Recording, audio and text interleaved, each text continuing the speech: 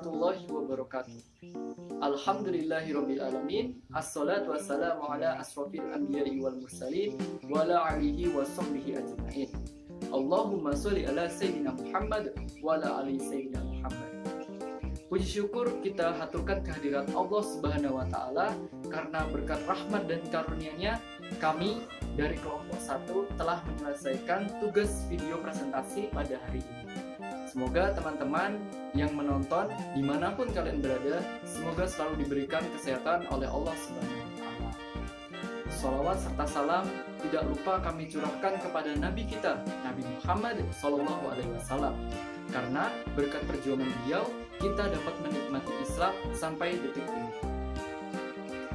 Yang saya hormati Ibu Fitri Risani selaku dosen pengampu mata kuliah Pendidikan Multikultural. Hari ini dari kelompok kami ingin menyampaikan sebuah materi yang berjudul Konsep Kebudayaan yang menjadi dasar keberadaan pendidikan multikultural. Sebelum penyampaian materi, saya ingin memperkenalkan siapa yang ada di dalam kelompok 1 ini. Yang pertama yaitu ada saya, Dandi. Yang kedua ada Handini. Yang ketiga ada Nanda. Dan yang terakhir ada Rusana. Untuk teman-teman bisa menyimak dan membaca materi yang telah kami sediakan di grup Telegram. Pembahasan yang pertama yaitu hakikat kebudayaan yang akan dibawakan oleh teman saya yaitu Nanda. Pertama yaitu hakikat kebudayaan. Kebudayaan berasal dari kata Sanskrit budaya, bentuk jamak dari kata budi yang berarti budi atau akal. Kebudayaan termasuk suatu karya, kebiasaan, kepercayaan, dan seni rupa. Menurut Gruber dan Kluhon, kebudayaan merupakan manifesti atau perwujudan manusia dalam arti yang luas. Contohnya seperti kebudayaan wayang yang mendunia. Budaya adalah suatu kehidupan yang material, intelektual, struktural, dan termasuk bahasa.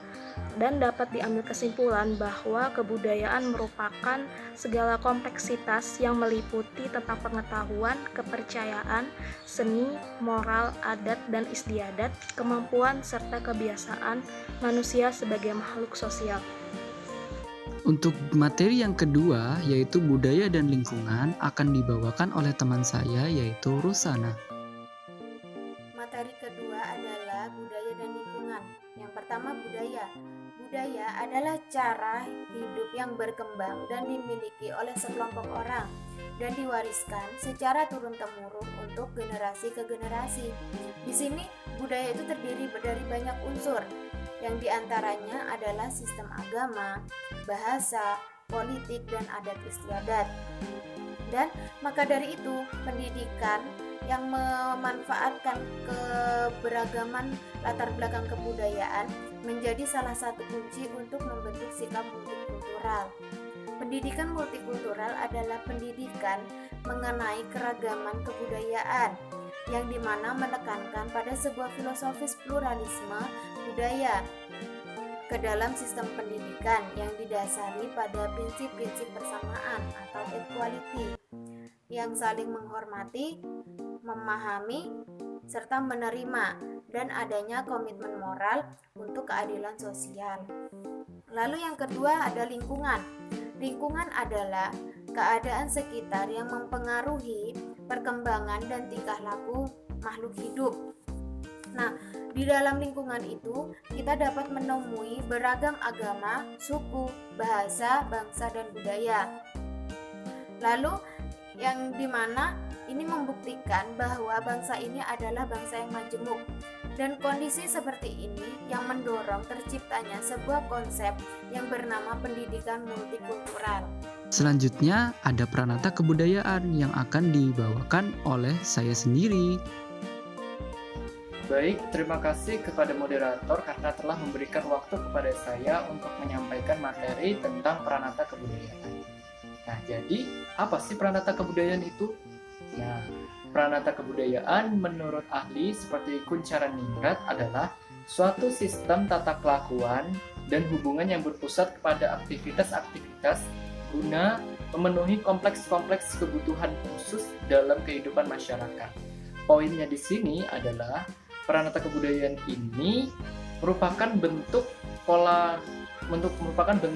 kelakuan berpola manusia dalam kebudayaannya.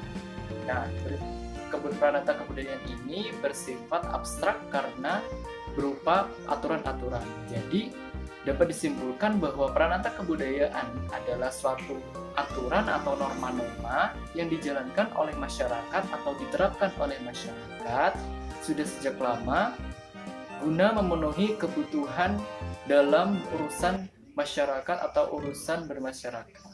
Seperti itu. Adapun bentuk-bentuk atau model dalam pranata kebudayaan yang dikemukakan oleh Kunchara Ningrat, seperti salah satu bentuknya ialah pranata yang bertujuan untuk memenuhi kebutuhan kekerabatan manusia, seperti misalnya adalah pelamaran dan pernikahan. Dua aktivitas tersebut pasti memiliki norma-norma atau aturan-aturan, seperti dalam suatu daerah apabila ada anak hamil di luar nikah, maka keduanya akan didenda sebesar 1,5 juta.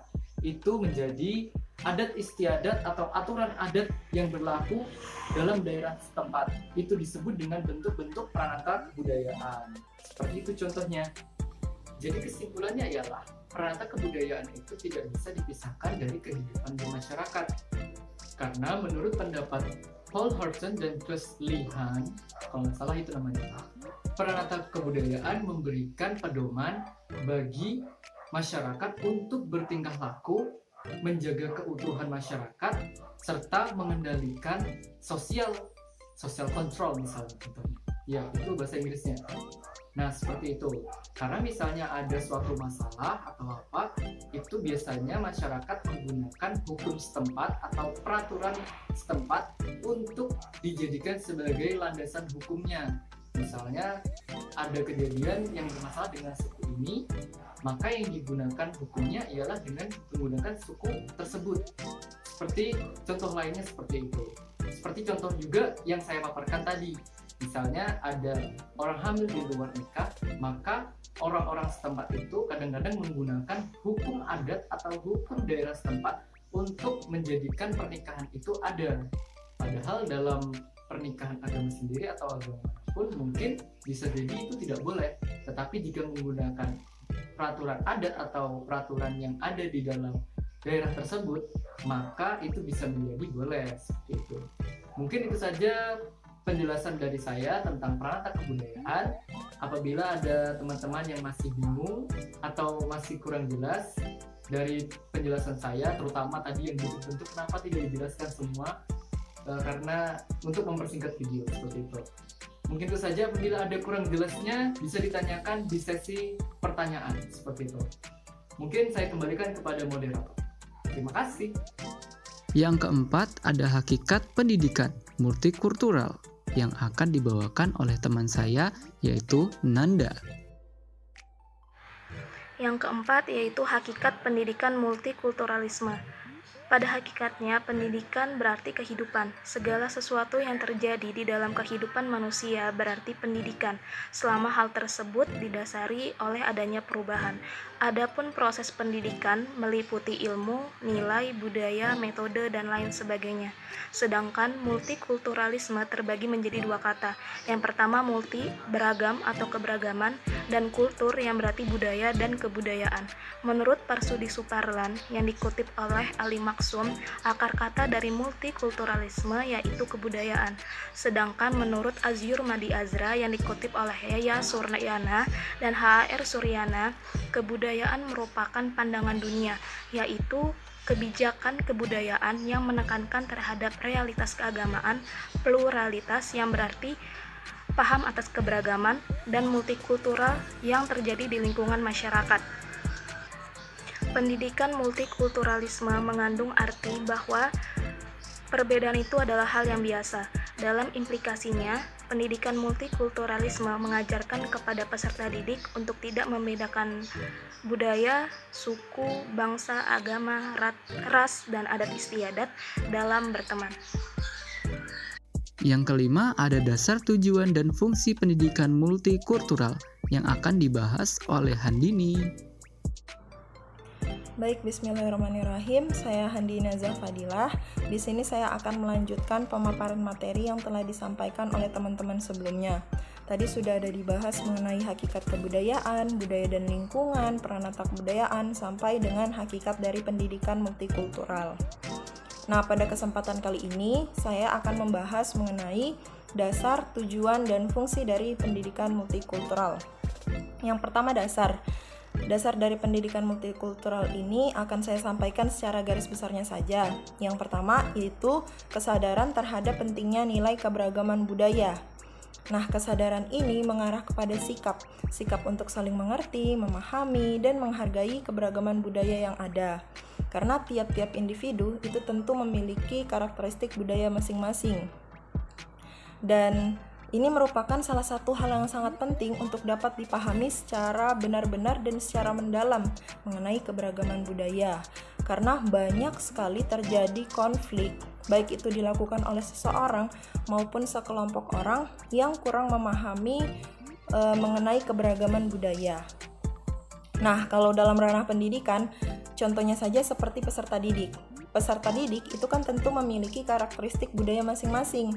Nah, mulai dari suku, ras, agama, hingga kelas sosial itu tentu berbeda-beda. Namun dengan adanya pendidikan multikultural, maka tiap anak tentu memiliki kesempatan yang sama untuk mengenyam pendidikan tanpa memandang karakteristik budayanya. Kemudian yang kedua yaitu sebagai bentuk pembaharuan pendidikan. Nah, mengapa dikatakan demikian? Karena pendidikan multikultural ini dapat hadir dalam berbagai bentuk.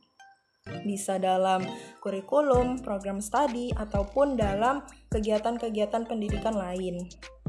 Selain itu, mengapa dikatakan sebagai gerakan pembaruan pendidikan?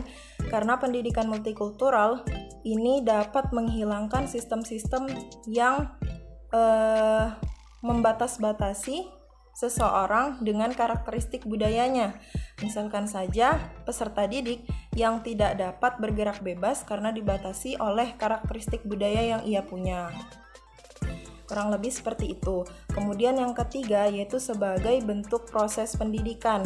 Nah, mengapa dikatakan demikian? Karena pendidikan multikultural ini merupakan salah satu pendidikan yang selalu berproses, yang selalu bergerak, dan yang selalu ada di setiap zaman.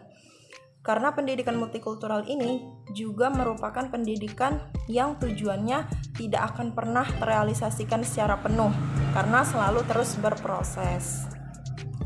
Jadi pendidikan multikultural ini sangat besar sekali pengaruhnya terhadap dunia pendidikan. Apalagi dalam negara kita, khususnya negara Indonesia yang penuh dengan keberagaman budaya, tentu pendidikan multikultural di sini ini sangat berperan penting. Selanjutnya, tujuan dari pendidikan multikultural. Nah, tujuan dari pendidikan multikultural ini banyak sekali dan salah satunya itu tercantum dalam Undang-Undang Sisdiknas atau Sistem Pendidikan Nasional yang kurang lebih bunyinya seperti ini. Tujuan dari pendidikan multikultural yaitu untuk menanamkan sikap simpati, respek, apresiasi, dan empati terhadap penganut budaya dan agama yang berbeda-beda. Dari poin tersebut dapat kita pahami bahwa pendidikan multikultural itu bertujuan untuk menciptakan masyarakat yang saling bertoleransi, menciptakan masyarakat yang dapat saling mengerti, memahami, dan menghargai perbedaan serta keberagaman budaya yang ada. Kemudian poin dari tujuan pendidikan multikultural yaitu untuk menciptakan kehidupan yang harmonis di tengah-tengah masyarakat yang majemuk. Artinya, walaupun beragam budayanya, tetapi kita bisa hidup secara damai, secara harmonis. Selanjutnya, untuk fungsi dari pendidikan multikultural, fungsi dasar dari pendidikan multikultural ini dipaparkan oleh seorang ahli yang bernama Gorskin. Fungsi dasarnya yaitu untuk mempengaruhi perubahan sosial yang berkaitan dengan perubahan diri sendiri, perubahan lembaga pendidikan atau sekolah, serta perubahan di lingkungan masyarakat. Nah, perubahan diri ini maksudnya itu perubahan yang diawali dari diri kita sendiri. Kita harus bisa nih untuk menghargai perbedaan serta keberagaman budaya yang ada, yang mana tujuannya agar kita bisa hidup secara damai, kita bisa hidup secara harmonis. Nah, setelah itu bisa kita wujudkan dalam tutur kata kita serta perlakuan atau sikap kita. Nah, itu bisa dilakukan di lingkungan sekolah atau lembaga pendidikan, kemudian bisa kita lanjutkan lagi ke lingkungan yang lebih luas, yaitu lingkungan masyarakat. Nah, mungkin itu saja yang bisa saya sampaikan, kurang lebihnya mohon maaf. Terima kasih.